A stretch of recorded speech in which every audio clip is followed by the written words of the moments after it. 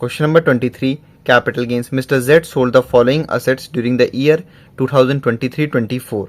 First point, land purchase in 2001 for rupees 1,40,000 sold for rupees 3 lakh. 2001 में land को खरीद के 2023-24 में बेच दिया गया है, तो 24 महीने से ज्यादा था लैंड मिस्टर जेड के पास, इसीलिए ये लॉन्ग टर्म कैपिटल एसेट है और यहाँ पे इंडेक्सिंग निकलेगा. Second point, machinery purchased for rupees 12,000 in 2013 sold for rupees 21,000. ऐसे तो 13 में खरीद के 23-24 में बेचा गया है, ये लॉन्ग टर्म कैपिटल एसेट होना चाहिए. लेकिन हमने पढ़ा है जब भी क्वेश्चन में रिटन डाउन वैल्यू और कॉस्ट ऑफ परचेज दोनों दे रखा हो तो हम रिटन डाउन वैल्यू को कंसिडर करते हैं, यानी कि सेल्स में से सीधे रिटन डाउन वैल्यू माइनस करेंगे और शॉर्ट टर्म कैपिटल गेन आ जाएगा.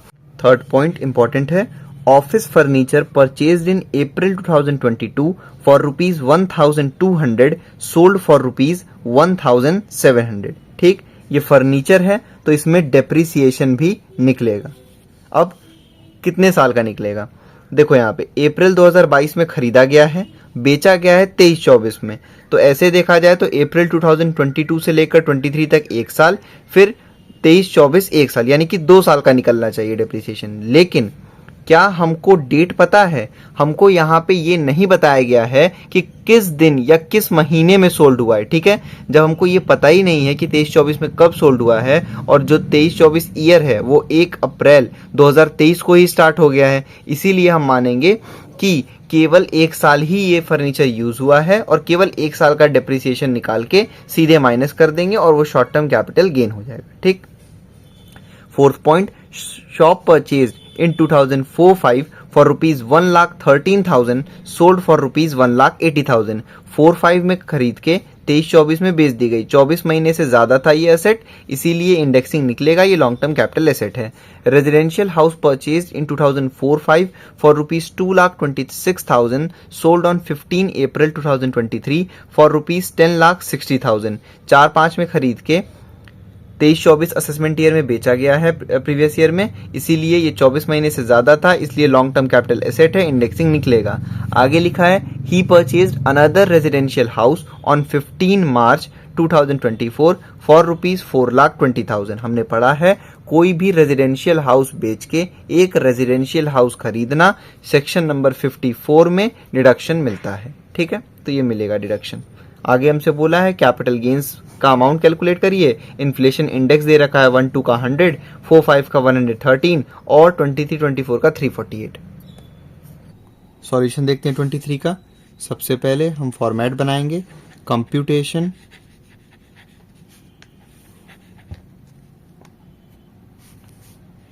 Of taxable capital gains.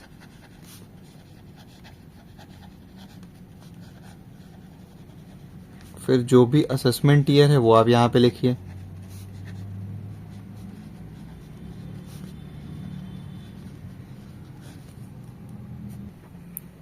First point है लैंड.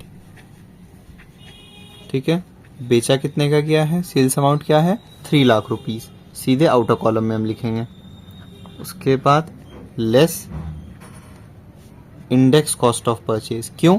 क्योंकि 2001 में खरीद के 23-24 में बेचा गया है, 24 महीने से ज्यादा था ये एसेट इनके पास, इसीलिए लॉन्ग टर्म कैपिटल एसेट है. फॉर्मूला क्या होता है इसका इंडेक्स कॉस्ट ऑफ परचेज का? कॉस्ट ऑफ परचेज जो कि है 1,40,000 इंटू सेल ईयर इंडेक्स, 23-24 में बेचा गया, उसका इंडेक्स देखिए क्या लिखा है 348 अपॉन परचेज ईयर इंडेक्स. खरीदा गया है कब 1 में, तो 12 का index 100. Cost of purchase into sale year index upon purchase year index. ठीक है, ये 2 0 कैंसिल हो जाएगा. फिर 1400 इंटू 348, 1400 इंटू 348, ये हो गया 4,87,200. इसको आउटर कॉलम में लिखिए सीधे और सेल्स में से लेस कर दीजिए.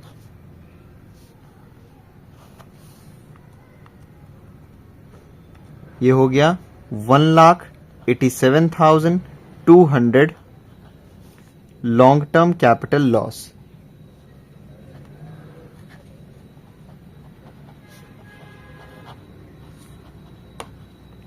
ठीक है, नेक्स्ट है सेकंड पॉइंट मशीनरी.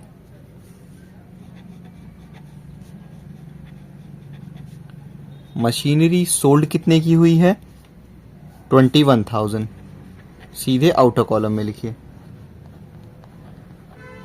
उसके बाद ऐसे तो ये 13 में खरीदा गया था, 23-24 में बेचा गया है, लॉन्ग टर्म कैपिटल एसेट होना चाहिए था, लेकिन रिटन डाउन वैल्यू दे रखा है क्वेश्चन में। और हमने पढ़ा है जब भी क्वेश्चन में कॉस्ट ऑफ परचेज और रिटन डाउन वैल्यू दोनों दे रखा हो तो आप सीधे रिटन डाउन वैल्यू को कंसिडर करना और लेस कर देना, और शॉर्ट टर्म कैपिटल गेन माना जाएगा जो भी आएगा, शॉर्ट टर्म कैपिटल गेन या फिर लॉस, जो भी लॉस मतलब कि प्लस में आएगा या माइनस में आएगा उस पर डिपेंड करता है। तो 21,000 माइनस 6,000 ये हो गया 15,000।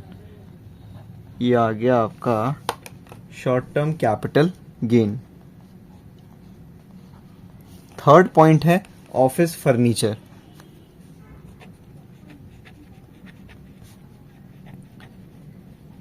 फर्नीचर सेल्स कितने का किया है मिस्टर जेड ने? 1700। ठीक है। खरीदा कब गया था? खरीदा गया था अप्रैल 2022 में। और बेचा कब गया है? बेचा गया है 23-24 में। कोई स्पेसिफिक डेट नहीं बताई गई है। ठीक है। तो अब देखो भाई, यहाँ पे मैंने बताया था क्वेश्चन में भी कि फर्नीचर में डेप्रिसिएशन निकलेगा, और फर्नीचर का डेप्रिसिएशन ये रट लो एकदम कि 10% डेप्रिसिएशन फिक्स रहता है। ठीक।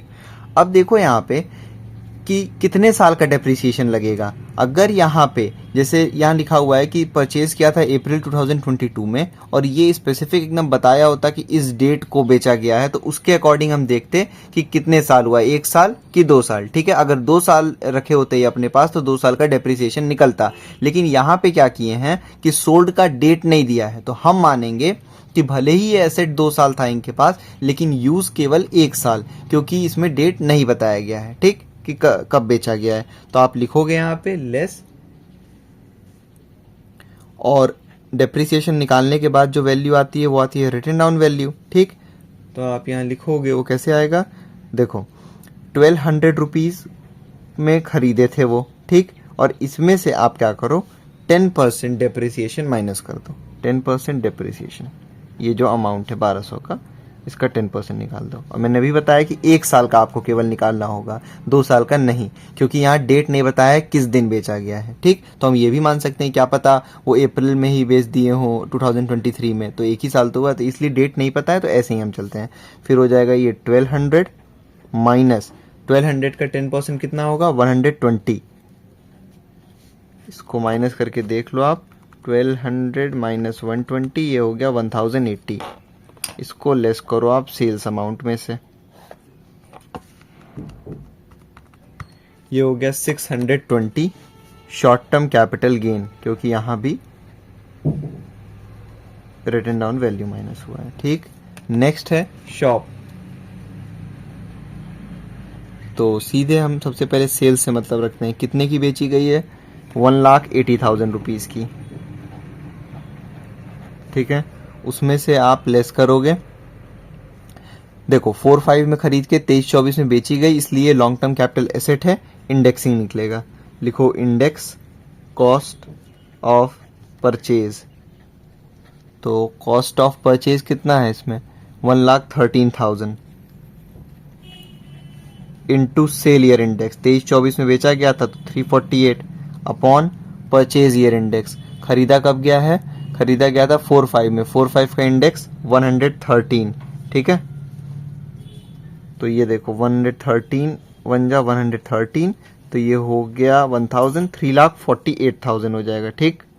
कैलकुलेटर पे भी आप सॉल्व करके देख सकते हो। और इसको लेस कर लो आप सेल्स में से, 1,80,000 माइनस 3,48,000, ये हो गया 1,68,000। क्योंकि ये माइनस का आया तो ये हो गया आपका लॉन्ग टर्म कैपिटल लॉस।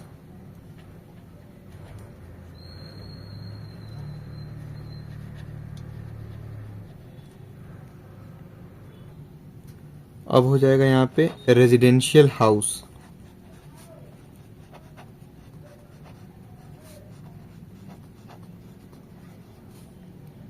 तो बेचा कितने का गया है? बेचा गया है 10,60,000 रुपीज का।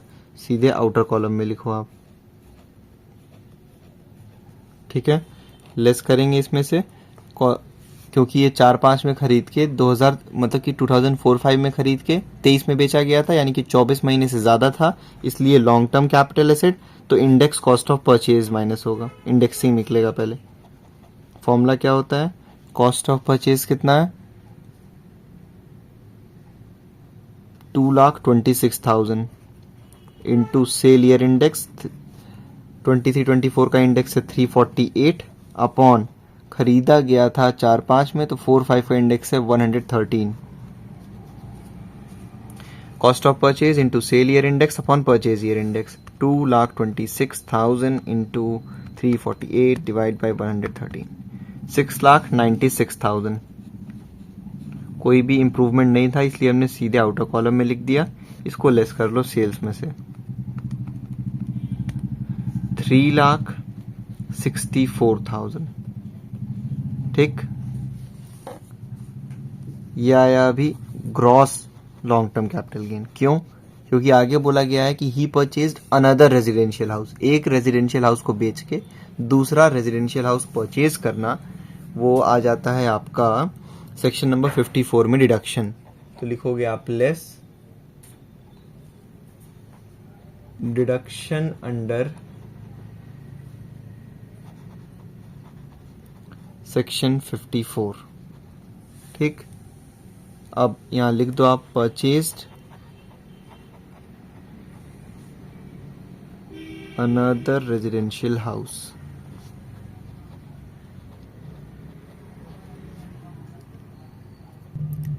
अब देखो आप, ये जो दूसरा रेजिडेंशियल हाउस खरीदा गया है वो कितने का है, तो 4,20,000 रुपीज का, ठीक।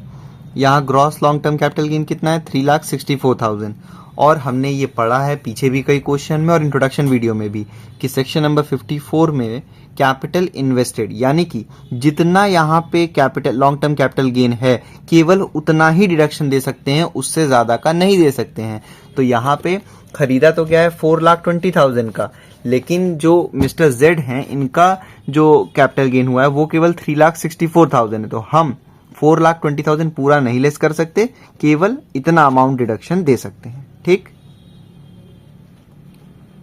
इसको लेस कर लो आप, ये हो गया नील, यानी कि रेजिडेंशियल हाउस से इनका टैक्सेबल कैपिटल गेन जो है वो नील आ गया, ठीक है। अब यहीं पे आंसर मत छोड़ देना। अब सुनो, जितने भी लॉन्ग टर्म कैपिटल, पहली बात पिछले क्वेश्चन में भी बता चुका हूं, लॉन्ग टर्म कैपिटल लॉस को कभी भी शॉर्ट टर्म कैपिटल गेन से माइनस करके मत दिखा देना। लॉन्ग टर्म कैपिटल लॉस को केवल और केवल लॉन्ग टर्म कैपिटल गेन से ही सेट ऑफ कर सकते हैं। कहने का मतलब कि लॉन्ग टर्म कैपिटल लॉस को केवल लॉन्ग टर्म कैपिटल गेन से ही माइनस कर सकते हैं, शॉर्ट टर्म कैपिटल गेन से नहीं, ठीक। तो सबसे पहला काम आप क्या करो, यहां लिख लो शॉर्ट टर्म कैपिटल गेन वाला, यहां पे ऐसे लिखो शॉर्ट टर्म कैपिटल गेन, ठीक। अब कितना कितना हुआ है short term capital gain, machinery में हुआ है 15,000, तो यहां लिख लो आप 15,000, ठीक। फिर उसके बाद फर्नीचर से हुआ है 620 रुपए का शॉर्ट टर्म कैपिटल गेन।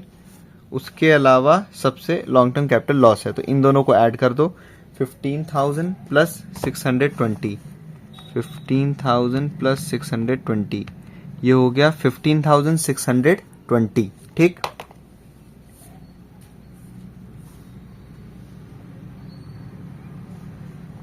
तो शॉर्ट टर्म कैपिटल गेन हो गया आपका 15,620, ठीक। अब यहां लिखो लॉन्ग टर्म कैपिटल गेन, लेकिन एक्चुअल में यहां पे आएगा क्या वो भी हम देख लेते हैं। लॉन्ग टर्म कैपिटल लॉस के, और यहाँ देखो मैं क्वेश्चन कराते वक्त जब मैं स्टार्ट किया था ये क्वेश्चन, तो यहाँ पे मैंने ये ब्रैकेट नहीं लगाया था, ये मैं भूल गया था, तो आप इसको स्टार्टिंग से ही लगा लेना, वो वहां मेरे से गलती हो गई थी, ब्रैकेट नहीं लगाया था, ठीक। तो सबसे पहले लैंड के साथ क्या हुआ है कि लॉन्ग टर्म कैपिटल लॉस हो गया है, कितने का, 1,87,200 का। तो यहां आप लिखो 1,87,200 का लॉस हुआ है। उसके बाद मशीनरी से तो short term capital gain, furniture भी छोड़ दो शॉर्ट टर्म था, शॉप से हुआ है 1,68,000 का लॉन्ग टर्म कैपिटल लॉस, ठीक। उसके अलावा और कोई भी चीज नहीं है। ठीक, अब देखो मैंने क्या बताया, लॉन्ग टर्म कैपिटल लॉस को केवल और केवल लॉन्ग टर्म कैपिटल गेन से आप माइनस कर सकते हो, लेकिन यहां आप देखो कि लॉन्ग टर्म कैपिटल गेन इस पूरे क्वेश्चन में है ही नहीं। तो ऐसे कंडीशन में क्या करेंगे, as it is long term capital loss लिख देंगे, वो आगे के ईयर में सेट ऑफ हो जाता है। मतलब आगे के ईयर में जब मिस्टर जेड को लॉन्ग टर्म कैपिटल गेन होगा तो उससे सेट ऑफ, उससे माइनस कर सकते हैं। तो माइनस माइनस हो जाएगा प्लस, तो इन दोनों को ऐड कर दो, 1,87,200 प्लस 1,68,000, ये हो गया 3,55,200। तो आप यहां लिखोगे long term capital loss carried forward. ठीक, कितना, 3,55,200।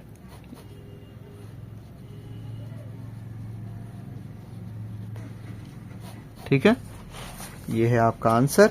शॉर्ट टर्म कैपिटल गेन आ गया 15,620 और लॉन्ग टर्म कैपिटल लॉस जो कि आगे के ईयर के लिए कैरी फॉरवर्ड हो गया वो हो जाएगा 3,55,200। ठीक।